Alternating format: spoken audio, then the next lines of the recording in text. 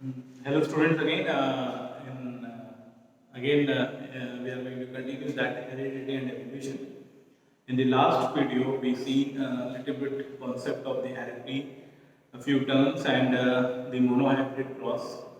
In this video, I am going to discuss the dihybrid cross.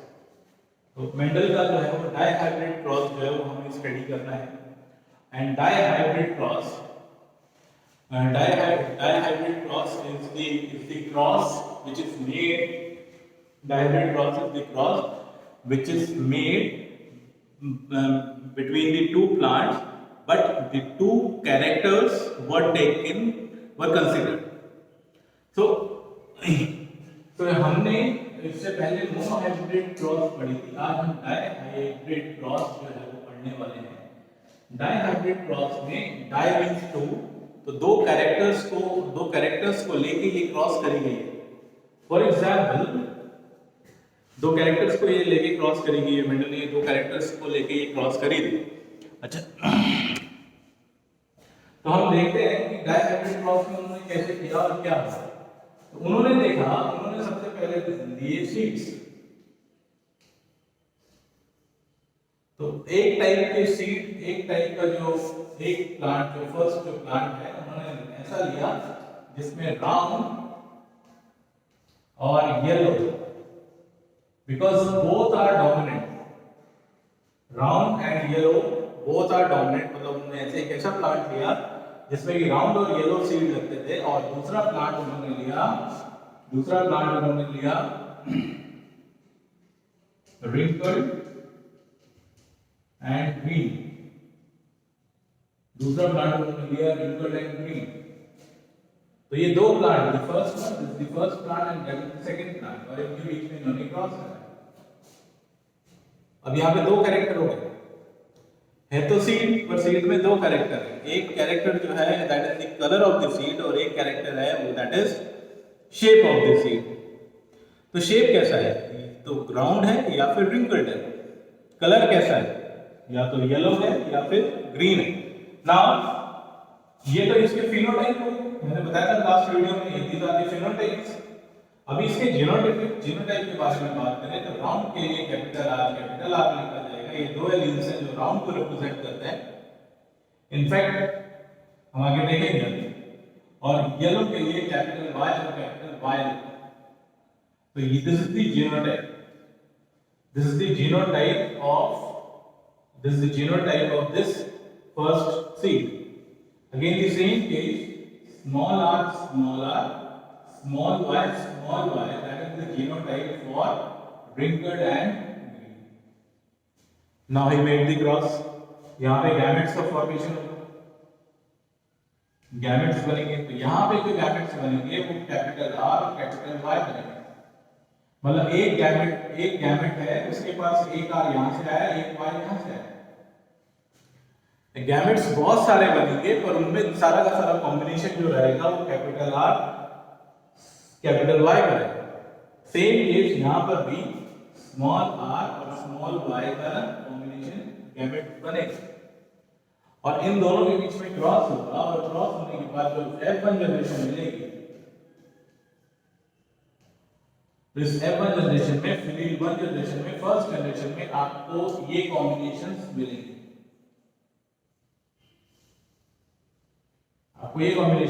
Capital R small R, capital Y small Y. यहां पर plant का genotype change हो गया, पर सारे के सारे प्लांट्स जो हैं उनमें सीड्स जो है वो आपको राउंड मिलेंगे.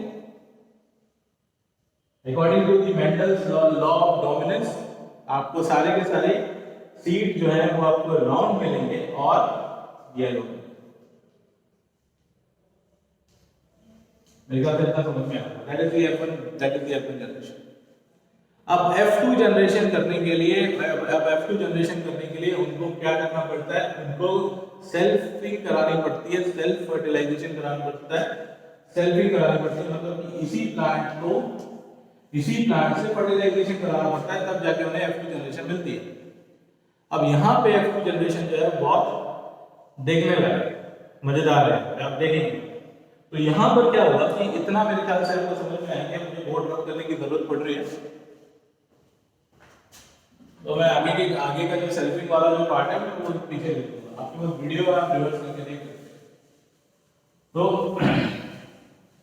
जब उन्होंने सेल्फिंग करी, जब F2 जनरेशन के लिए उन्होंने सेल्फिंग करी, अब देखिए ध्यान से यहाँ पे उनको capital R small R capital Y को सेल्फिंग क्रॉस कराना है, capital R small R capital Y से इनको क्रॉस कराना है। तो capital R small R capital Y small Y capital R small R capital Y small है। तो यहां पर अब क्या हुआ कि अब यहां पे ये चार तरीके के गैमेट्स दिखाई देंगे। चार तरीके के गैमेट्स कैसे हो सकता है? ये कैपिटल आर कैपिटल वाई के साथ चला जाए, हो सकता है कि ये कैपिटल आर स्मॉल वाई के साथ चला जाए। इसी को बोलते हैं law of segregation and independent assortment. मतलब कोई किसी के साथ मतलब सारे के सारे जो एलील्स हैं they are free to go with any other character और एनी अदर एलील। तो यहां पर क्या हो रहा है कि जो कैपिटल आर है वो स्मॉल कैपिटल वाई के साथ जा सकता है और कैपिटल आर जो है वो स्मॉल वाई के साथ जा सकता है। ऐसे ही स्मॉल आर जो है वो स्मॉल वाई के साथ जा सकता है और स्मॉल आर स्मॉल वाई के साथ जा सकता है। तो ये चार तरीके के गैमेट्स हमें इस प्लांट से मिलेंगे, चार तरीके के गैमेट्स हमें इस प्लांट से मिलेंगे।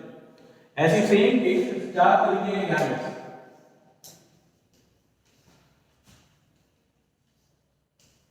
ये चार तरीके के गैमेट्स हैं वो हमें इस प्लांट से मिलेंगे। अब हो सकता है कि कोई भी गैमेट किसी दूसरे गैमेट से, मतलब हो सकता है कि ये गैमेट जो है वो इससे कंबाइन हो जाए, ये गैमेट जो है वो इससे कंबाइन हो जाए, ये गैमेट जो है वो इससे कंबाइन हो जाए, ये गैमेट, मतलब बहुत सारे कॉम्बिनेशंस हमें मिल सकते हैं प्लांट में। जो नए प्लांट बनेंगे उनमें बहुत सारे कॉम्बिनेशंस मिल सकते हैं। तो इसको आसानी से बताने के लिए, इसको बहुत आसानी से करने के लिए एक रशियन साइंटिस्ट है जिनका नाम था पुनिट, PUNNET, पुनिट, सर ने बताया। तो ये साइंटिस्ट थे, इन्होंने क्या किया, इन्होंने एक पुनिट स्क्वायर इजाद किया। इन्होंने एक पुनिट स्क्वायर बनाया और उस पुनिट स्क्वायर में उन्होंने बोला कि भाई आप जेनेटिक कॉम्बिनेशन जो है बहुत अच्छे से बता सकते हैं। कैसे बता सकते हैं? तो यहां पे उन्होंने ऐसा लिखा, उन्होंने यहां पे चार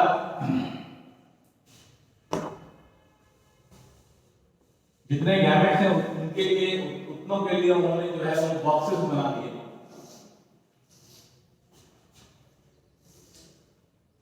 यहां पे उन्होंने फर्स्ट प्लांट के गैमेट लिख दिए, capital R capital R small Y, small R capital Y और स्मॉल आर स्मॉल। ये फर्स्ट प्लांट के गैमेट उन्होंने यहां दे दिया। और जो सेकंड प्लांट था,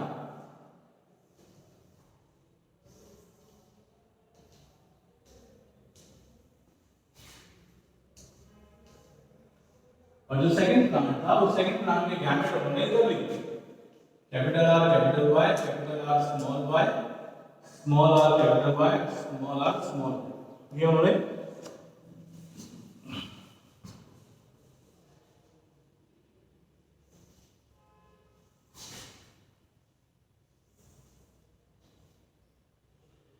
गैमेट ऐसे लिखे। तो ये पुनिट स्क्वायर बन गया। अभी देखते हैं कैसे कैसे ये काम करता है। तो यहाँ पे जो उन्होंने गैमेट्स लिखे हैं, इन गैमेट्स को हम यहाँ से दोनों को मिला के जो गैमेट्स है वो यहाँ पे लिखेंगे। तो यहाँ पे नया प्लांट बनेगा, यहाँ पे ऐसा प्लांट बनेगा जिसका कि जीनोटाइप क्या होगा, कैपिटल आर आपको एक साथ लिख देंगे, वाई को एक साथ लिख देंगे, कैपिटल आर, ये बनेगा राउंड एंड येलो,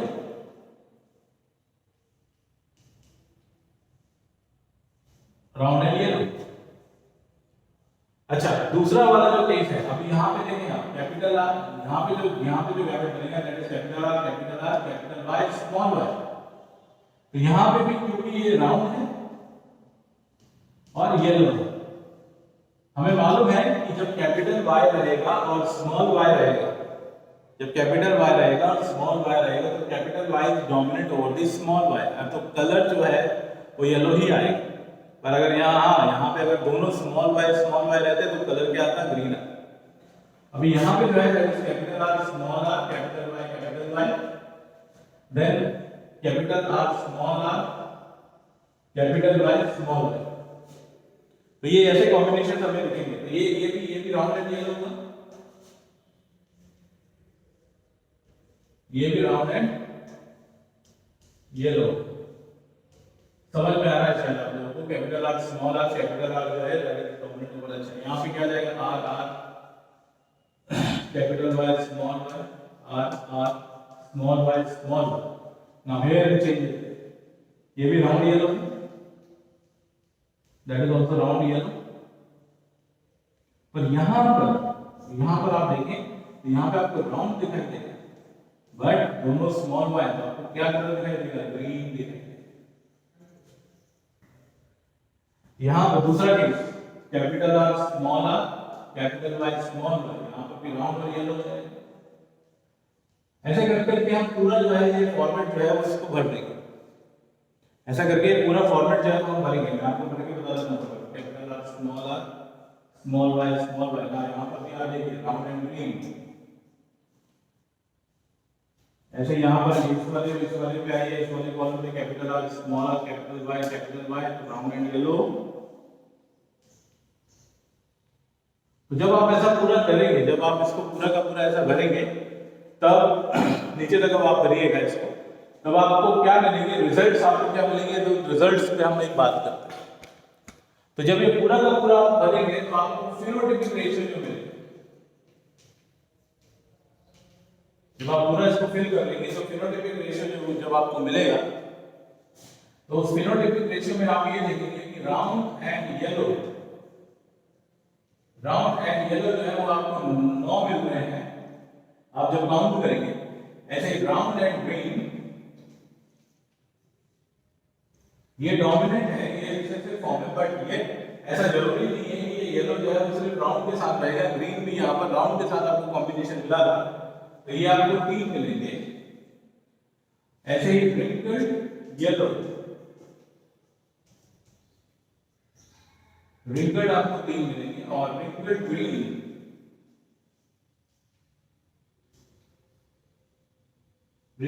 आपको 1 मिलेगा।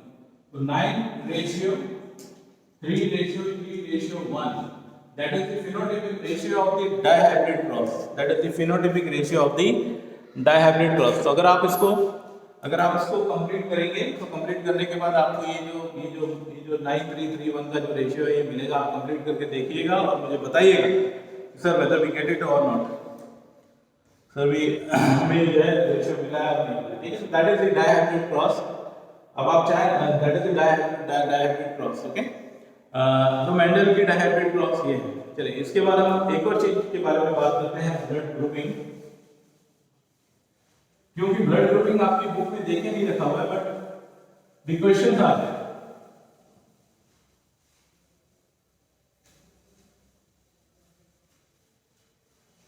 But the questions are there in your book. आपकी बुक में एक क्वेश्चन है पीछे, ब्लड ग्रुपिंग ए और ओ वाला क्वेश्चन आया है। चलिए हम बात करते हैं ब्लड ग्रुपिंग, हम ह्यूमंस में ब्लड ग्रुपिंग के बारे में बात करते हैं। Then we talk about the 6 determination in the humans, and ये फिर हमारा ये जो चैप्टर है, आधा चैप्टर है, खत्म हो जाएगा। And that much is there in the series. Now तो जब हम ब्लड ग्रुपिंग के बारे में, तो यहां पर हमें 2 चीजें इंपॉर्टेंट है वो हम देखना चाहते हैं। तो हम ये देखते हैं हमारे बॉडी में जितने भी जो ब्लड ग्रुप है वो अलग अलग टाइप के हैं, A B and O. Negative और पॉजिटिव के बारे में हम अभी बात नहीं कर रहे हैं, that is the different thing. But हम सिर्फ यहाँ पे नॉर्मल जनरल ब्लड ग्रुपिंग के बारे में बात कर रहे हैं, ए बी एंड ओ। तो मतलब पॉसिबिलिटीज, जेनेटिक पॉसिबिलिटीज हम बता रहे हैं कि आने वाले बच्चों में कौन से ब्लड ग्रुपिंग जो है वो हो सकती है। तो इन ब्लड ग्रुप के लिए 3 एलील्स जो है वो काम करते हैं। इन एलील्स को हम ऐसे बताते हैं, capital IA, IB and small I. These are the alleles which are responsible for these 4 blood grouping. यहां पे हमें एक चीज पढ़नी है, कोडोमिनेंस। कोडोमिनेंस जो है वो हमें AB ग्रुप में दिखाई देगा। कैसे दिखाई देगा मैं आपको बताता हूं। और उससे पहले capital IA and IB is dominant, ये दोनों डोमिनेंट है ओवर दिस स्मॉल I। अभी आपको पता लग गया क्या चीज है कि अगर कैपिटल I एक कहीं पे रहेगा और अगर ये रहेगा तो इसका ब्लड ग्रुप जो है वो ए रहने वाला है। जैसे ए ब्लड ग्रुप के लिए जो ब्लड ग्रुप जो पॉसिबल जीनोटाइप हो सकता है वो ये है। The possible genotype for this blood group A is this. The possible genotype for blood group B is this. The possible genotype for blood group is this. The possible genotype for this is this. चलिए अब यहां पर जो है ये codominance हमें समझना है। कोडोमिनेंस का मतलब है, कोडोमिनेंस का जो मतलब है कोडोमिनेंस, ठीक है। तो कोडोमिनेंस का मतलब ये है कि यहाँ पे ये दोनों जो एलील्स हैं ये दोनों अपने आप को एक्सप्रेस कर रहे हैं। The both alleles were expressing themselves, और लास्ट में जो ओ है इसका जो जीनोटाइप है that is small I and small i. ये जो स्मॉल आई है और स्मॉल आई है that is genotype of the O. चलिए एक केस लेके चलते हैं और फिर एक एग्जांपल से हम इस चीज को समझते हैं। ऐसा बोला गया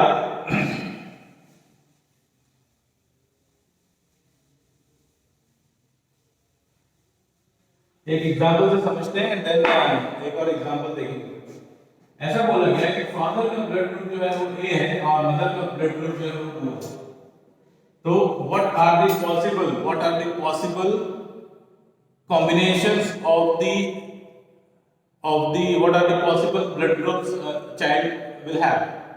तो यहां पर हम ये देख सकते हैं कि कैपिटल जो ए ब्लड ग्रुप है उसका कॉम्बिनेशन या तो ये हो सकता है या फिर उसका कॉम्बिनेशन ये हो सकता है।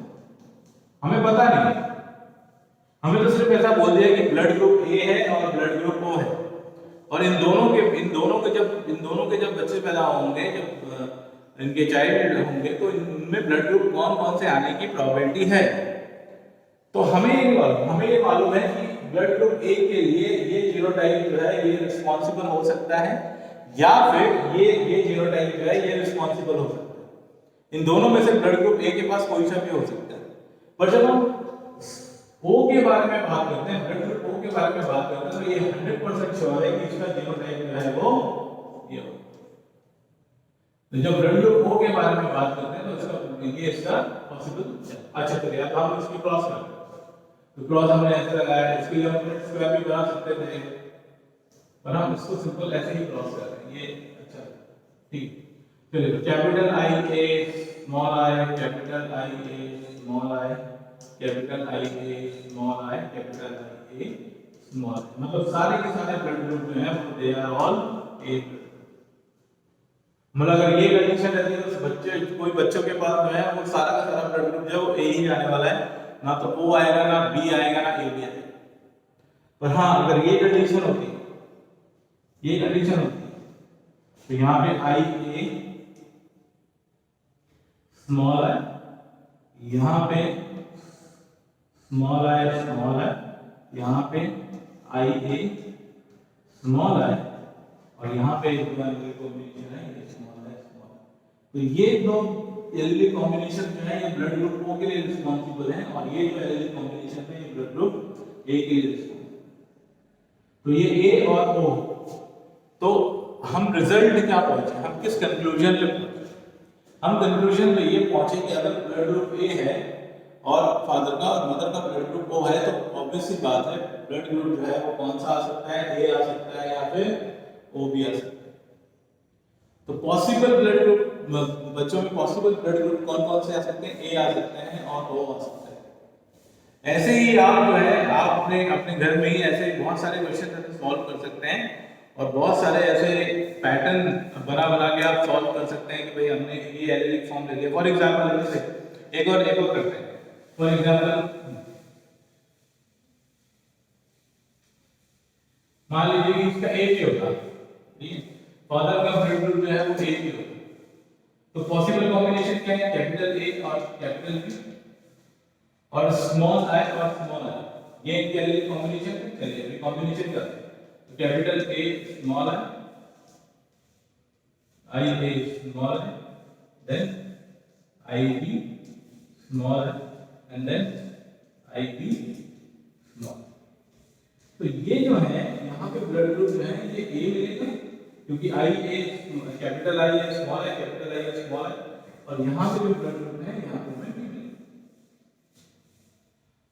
तो देखिए सरप्राइज की बात है कि भाई यहाँ पे बच्चों में जो ब्लड ग्रुप है ना तो मदर के पास था ना वो फादर के पास। ये जेनेटिक कॉम्बिनेशन है, उनका ब्लड ग्रुप ए होगा या नहीं होगा। तो ऐसे बहुत सारे कॉम्बिनेशंस जो हैं ये हम अपने उसमें करके देख सकते हैं, अपने बुक में करके देख सकते हैं। तो मुझे लगता है कि ये ब्लड ग्रुपिंग वाला क्वेश्चन क्लियर हुआ होगा, और अगर नहीं हुआ होगा तो you can give me the combination, I send you the results, मैं क्रॉस करा के आपको वापस भेज सकता हूं।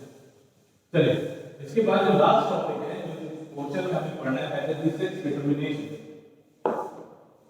That is the sex determination in the human beings. ये ऑलरेडी आपने 8th क्लास में पढ़ा है, X X and X Y. तो हमारे पास 46 पेयर ऑफ क्रोमोसोम्स होते हैं, एक्चुअली नॉट 46 पेयर, 46 क्रोमोसोम्स भी है, 46 chromosomes we have, and we have 23 pairs.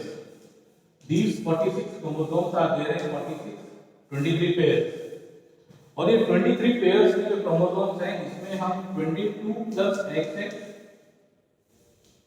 और 22 plus XY, मतलब ये 22 जो pairs हैं ये मेल ये फीमेल के लिए होते हैं और ये मेल के लिए।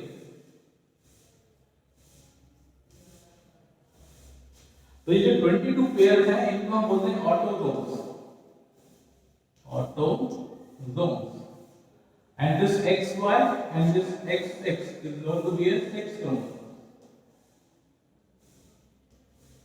इनको हम सेक्स क्रोमोसोम्स बोलते हैं, इस XX को और इस XY को हम सेक्स क्रोमोसोम्स बोलते हैं, बट इनको हम ये जो 22 पेयर्स हैं इनको हम ऑटोसोम्स बोलते हैं। तो होता क्या है कि जब शादी होती है और शादी होने के बाद जब बच्चे पैदा होते हैं तो तब सेक्स डिटरमिनेशन कैसे होता है, कैसे सेक्स का पता लगता है कि बच्चे के पास जो है वो कौन सा सेक्स आ रहा है। For example let us say the male partner is there and the female partner is there, so it is having the chromosome XY and it is having the chromosome XX. Now here the two types of gametes were formed. Here also type is one, but we'll say two gametes. तो अब क्या हुआ कि इनके बीच में crossing हुई, crossing के बाद क्या हुआ कि अगर ये XX किसी के पास जाएगा तो वो फीमेल पैदा होगी, ये XY किसी के पास जाएगा तो मेल पैदा होगी। ऐसे ही same case XX and XX। तो पॉसिबिलिटी जो है मेल और फीमेल की वो इक्वल पॉसिबिलिटी है